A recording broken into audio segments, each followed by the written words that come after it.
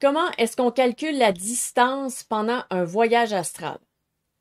Alors, dans l'astral, la distance, on va le voir dans cette vidéo, c'est vraiment très, très, très relatif.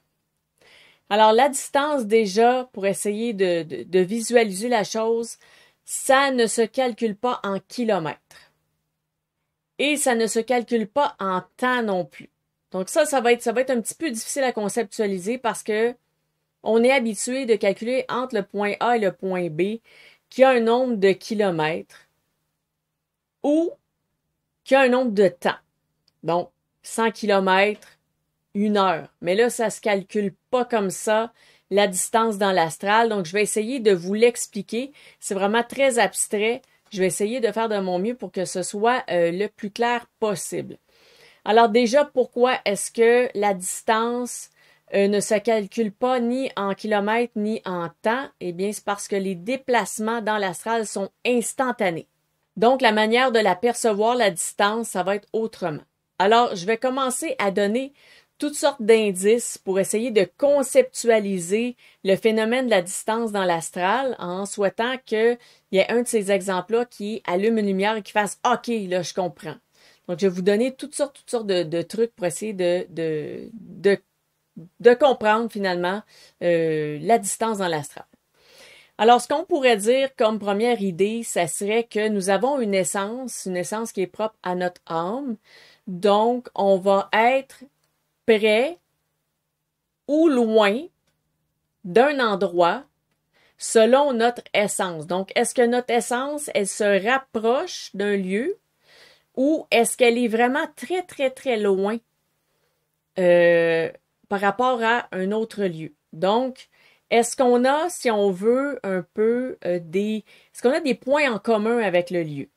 Est-ce qu'on a des ressemblances? Est-ce qu'il y a des similarités avec le lieu? Eh bien, si oui, ben on pourrait dire qu'on est près du lieu. Donc, on comprend que le près et le loin, tout au long de la vidéo, ça va être des près et des loin très, très relatifs. Alors, plus ça se rapproche de notre essence, plus c'est près de nous. Donc, si on prend par exemple le haut astral. Alors là, on est sur la Terre et puis il y a le haut astral. Donc, on va le voir comme on le dit haut, puis il y aurait le bas aussi. Donc, le haut astral, ben pourquoi c'est le haut astral? C'est parce qu'il vibre plus haut. Donc là, on parle ici de niveau vibratoire, de niveau de vibration. Alors, le haut astral est en haut un peu parce que c'est plus léger, on va dire. Les vibrations, quand elles sont bonnes, elles sont positives, on se sent léger, notre cœur est allégé aussi, on va dire ça, le cœur est allégé, donc on se sent léger. Alors, tout est plus haut, tout est plus aérien si on veut. Et donc, c'est ça, c'est une vibration qui est différente. Alors, si on est dans le fond, sur Terre, on est à un type de vibration de distance du haut astral qui, lui, vibre vraiment, vraiment très haut. Donc, comment est-ce qu'on fait pour se rendre dans ce haut astral? Eh bien, ça va être pendant notre évolution, pendant notre expérience terrestre, tous les efforts qu'on va faire durant notre vie, notre chemin sur Terre, si on le fait, on fait toujours de notre mieux. Je dis pas qu'on est parfait, je dis pas qu'on essaie d'atteindre l'état sublime, le summum du bonheur, des choses comme ça.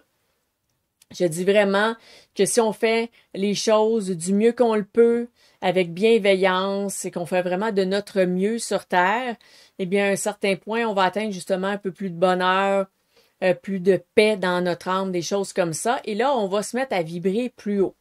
Donc, ce qui va arriver, c'est qu'après, une fois qu'on va quitter la Terre, eh bien, on va avoir accès au haut astral parce que ça va être devenu un peu notre vibration, ou notre vibration va ressembler très fortement à celle du haut astral. Qu'est-ce que ça fait à ce moment-là? Ça ouvre l'accès direct de ce type d'endroit. Donc, c'est un peu la même chose pour les gens qui font de la canalisation, qui vont canaliser les messages des guides, des êtres de lumière, des anges. C'est pour ça qu'on dit de rehausser le taux vibratoire, notre taux vibratoire à nous, pour essayer de nous rapprocher. Donc, en distance relative astrale, on va se rapprocher du haut astral et ça va être plus facile de communiquer avec eux parce qu'on va être plus près. Un peu comme si on sort dehors et on parle fort au voisin qui est en face. Et hey, salut! Et là, il nous entend, il est juste de l'autre côté de la rue. Mais si la personne est à 3, 4 maisons, il va falloir crier hey, salut! Mais c'est ça. Donc, quand on amène un taux vibratoire qui est près de l'autre, c'est comme si, c'est ça, on vient raccourcir la distance, on a moins besoin de crier pour parler aux anges, pour parler à qui on veut, une fois qu'on a fait ça. Donc, ça nous rapproche. Et le taux vibratoire, c'est super intéressant. En même temps, c'est un peu embêtant quand on vient parler de l'astral, parce que oui, ça va être un écart, ça va être une distance qui va être calculable de cette façon-là, mais c'est une vision qui est un peu verticale. Parce qu'on dit le haut astral, la terre, le bas astral, c'est très, très, très vertical, ça. Mais l'astral, là, c'est extrêmement vaste. C'est... ça existe, je sais pas comment le dire, mais à perte de vue et même au-delà de la vue, parce que si on regarde le ciel la nuit, le ciel étoilé, si on se dit qu'il y a des soleils là-dedans, ou plutôt c'est des étoiles qui ressemblent à notre soleil, donc on va dire des étoiles qui pourraient potentiellement être dans un système solaire où est-ce qu'il y a des planètes, où est-ce qu'il y a de la vie peut-être, des choses comme ça, mais on voit rien, on voit pas si loin que ça. L'astral, c'est extrêmement vaste. Et ce qu'on en sait très peu parce que là, on est des âmes incarnées. Et quand on est dans l'astral, on en sait beaucoup plus sur l'astral parce que là, on a accès à des connaissances supplémentaires. Mais c'est ça, c'est quelque chose d'extrêmement vaste et de le voir simplement par le haut et le bas astral, c'est très, très, très limité. Et aussi, c'est normal en même temps qu'on le voit comme ça parce que ça revient à des notions humaines. On a des conceptions, des manières de percevoir notre monde physique ici sur Terre. Donc, ça revient un peu à nos concepts humains. Par exemple, si on fait la même verticalité avec la chaleur, bon, ben, il y a de la chaleur ou il y a une absence de chaleur, ben là, on a froid. Donc, le jour, la nuit, le chaud, le froid, on est habitué à des concepts contraires. Et là, à ce moment-là, par rapport aux anges, ben là, on va dire le haut et le bas, mais c'est vraiment deux opposés. On a beaucoup d'opposés sur Terre, donc c'est une vision qui revient souvent, la polarité. Mais, et c'est pour ça aussi, justement, qu'on va penser le taux vibratoire selon une sorte de gradation, un peu comme une mesure et comme une échelle qui est de haut en bas. Mais l'astral est aussi horizontal. Et là, c'est une manière de parler encore parce que c'est encore réducteur de dire que c'est astral et horizontal. Là, si on va dans la 2D, la 3D, c'est un peu comme si on dit la 2D. Il y a un sens comme ça, il y a un sens comme ça, mais ma main est en 3D. Donc, l'astral a vraiment plusieurs dimensions que le monde physique n'a pas nécessairement. Et je ne vais pas creuser là-dedans, c'est vraiment pour dire à quel point l'astral est très, très vaste. Et pour ce qui est des lieux positifs, donc des lieux, dans le fond, qui sont le haut astral ou qui pourraient faire partie du haut astral ou être semblables au haut astral, eh bien, des lieux positifs, il y en a plein. Tout comme des émotions positives, il y en a plein. Il y a la joie, l'amour, ça peut être l'extase, vraiment, l'euphorie. Aussi la sérénité, le calme, la paix, il y a plein d'émotions positives. Donc, il y a aussi une variété de lieux positifs qui existent dans l'astral, qui sont donc variés selon tous ces types de vibrations. Mais donc, l'astral n'est pas limité, on va dire, à 3 lieux qui seraient le bas astral, la terre et le haut astral. Certaines personnes parlent aussi du milieu astral. En mon sens, le milieu astral, il est pas mal au même niveau que la Terre, au même endroit que la Terre, mais sur une vibration plus basse. Donc ça, je vous en reparlerai dans une autre vidéo, c'est vraiment un autre sujet complètement.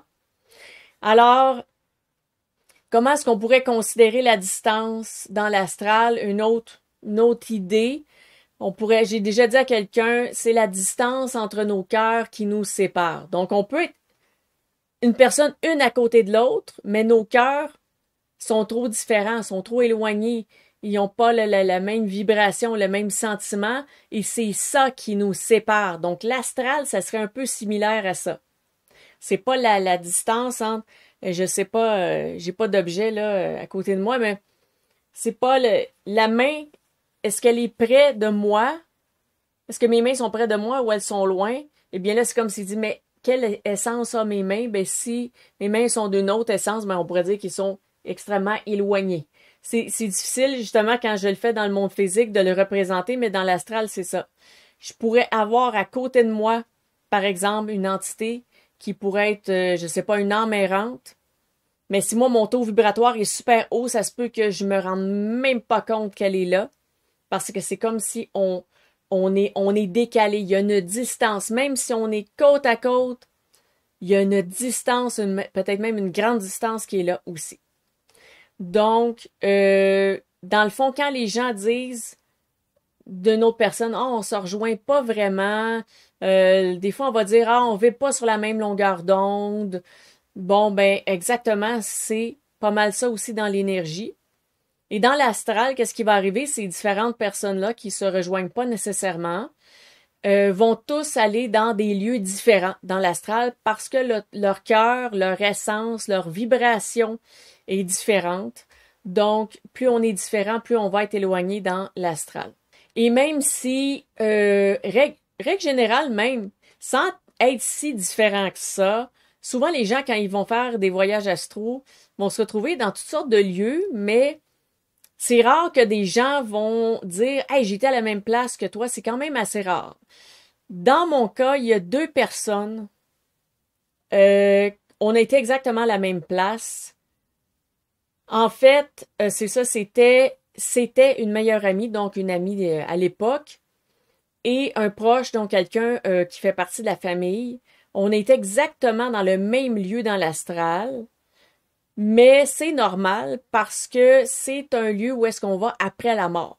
Donc, c'est un peu comme si on est allé dans l'astral et on s'est remémoré, ah oui, ce lieu-là, j'aimais ça être là-bas.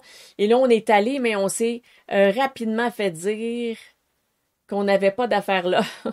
Et on est revenu assez rapidement. Donc, tant qu'on est incarné, on n'a pas le droit d'aller dans ce type de lieu en question. Alors, le message a bien été reçu et on n'est pas retourné, les 3, on n'est pas retourné là-bas. Donc ça, c'est les rares fois que j'ai entendu que des gens ont été aux mêmes endroits. Même quand j'ai lu des livres, j'ai parlé à des gens, je suis comme, ah, j'ai jamais été là, ah, moi non plus. Ah, j'ai jamais été là, ah, moi non plus. C'est extrêmement vaste, l'astral. C'est ça qu'il faut en comprendre, surtout. Alors, si je résume un peu l'idée que je viens de donner, ça serait un peu nos états d'âme qui font qu'on est près ou loin d'un lieu dans l'astral. Alors ensuite, il y a bien sûr des lieux qui ont certaines exceptions à ça où on va ajouter des notions à ça. Il y a des lieux où est-ce qu'il y a des barrières, il y a des limites, il peut y avoir des gardiens. Donc, toutes sortes de limitations. Et là, on ne pourra pas accéder à ces lieux. Donc, on pourrait dire qu'on est loin de ce lieu parce qu'on n'a pas les vibrations requises pour y accéder. Ou on n'a pas une essence qui correspond à l'endroit. Donc, on est loin de cet endroit-là. Par exemple, quelqu'un qui, je sais pas, par rapport au bas astral, si la personne n'a jamais vécu de traumatisme vraiment intense, il y a des lieux que la personne ne pourra pas aller. Donc, c'est loin, c'est loin, ouais, c'est ça. Ces lieux sont extrêmement loin d'elle parce que justement, dans son vécu, c'est aussi un vécu qui est extrêmement loin d'elle. Donc, ça va être la même chose. On a aussi des limitations qui sont propres à notre incarnation. Donc, on va être, comme on dit, plus près ou plus loin de certains lieux selon les règles de notre incarnation, selon les règles des lieux en question. Donc, les règles qui sont en place aussi dans l'astral. Donc, ça, c'est aussi d'autres types d'exceptions. Alors, si on ne connaît pas un lieu, parce que pour se rendre dans un lieu dans l'astral, normalement, il faut le connaître. Tout ce qui nous est inconnu, on va dire, nous serait inaccessible. C'est pas accessible, on sait pas c'est où. Là, c'est sûr que nous, sur Terre, on a une carte vraiment de la Terre. On peut regarder Google Maps, on peut voir à peu près n'importe quel endroit. Mais dans l'astral, il n'y a pas de carte. Il y a des lieux qu'on connaît pas et si on les connaît pas, on va pas pouvoir se rendre.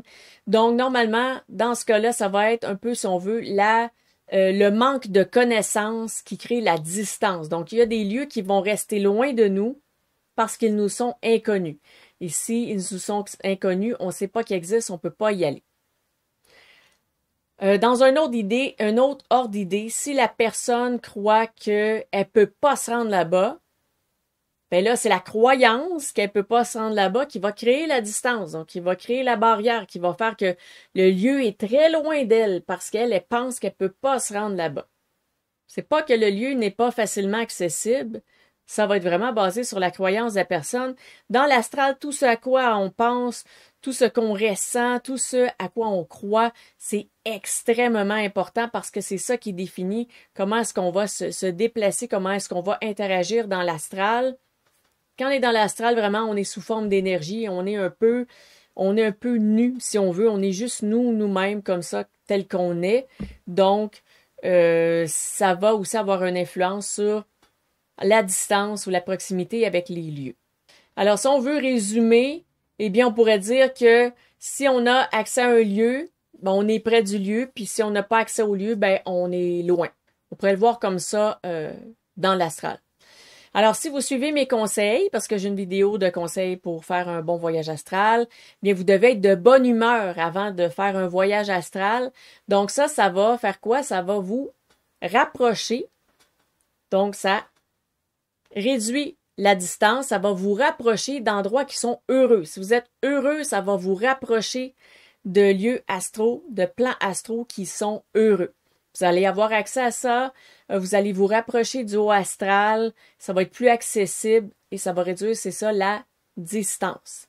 Donc, c'est encore une autre bonne raison de s'assurer d'être vraiment de très bonne humeur ou de faire attention à son humeur avant de faire un voyage astral. Alors sinon, est-ce qu'il existe quand même des lieux qui sont limités, peu importe qu'ils soient accessibles ou pas, qu'on ait la vibration qu'il faut ou pas? Est-ce que c'est possible? Ben oui, il y a des lieux qui sont limités, qui sont impossibles à aller, des lieux secrets. Il y en a des limitations, je vais vous en parler dans une autre vidéo. Et ça va être exclusivement sur les lieux interdits dans l'astral. Donc, parfois, il n'y a pas nécessairement une grande différence de vibration entre vous et le lieu, mais il va être bloqué pour d'autres raisons.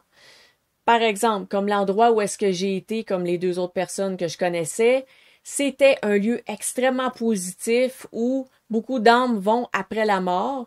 Mais là, j'avais pas le droit de rester. Mais j'étais capable d'y aller quand même parce que ma vibration était très haute. Donc, parce que je vibrais très haut, j'ai réussi à me rendre là-bas.